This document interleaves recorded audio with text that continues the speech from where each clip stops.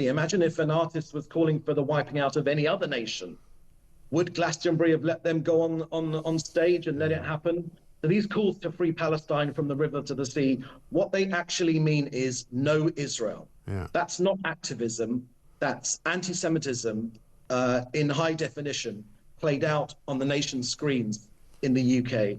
It is outrageous, and Britain really has a lot of work to do to undo this outrageous hatred which has been sown in society. Because Katie Hind, a journalist that I know quite well from the Daily Mail, has written today saying how intimidating it actually was to be. She went to that concert because she had to report on it, but she said it was really intimidating to be in amongst those people who were so full of hate for something. Absolutely. You know, I've been to Glastonbury myself in my younger days, and I can't even begin to imagine what it must have been like as a young Jewish person in that crowd. Yeah. Let's be clear, the IDF that they call for the death of, that means the death of almost every single boy and girl in this country. And we know here in Israel that the IDF, thank God, is the one thing stopping in the way of obstructing the next genocide of the Jewish people. Yeah. Our enemies say very clearly what they want to do. Bob Villan said the same thing. When they say these things, we believe them.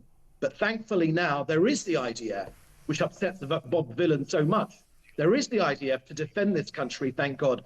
And that is precisely what we will do in this country, and we will grow and we will prosper while morons like Bob Villan will disappear down the toilet bowl of history. Yeah. If you had a message for the BBC this morning, David, what would it be? Well, look, the BBC have unfortunately had a rotten record when it comes to Gaza and when it comes to the whole Middle East conflict. They have essentially taken the side of the terrorists. The rap sheet is as long as your arm.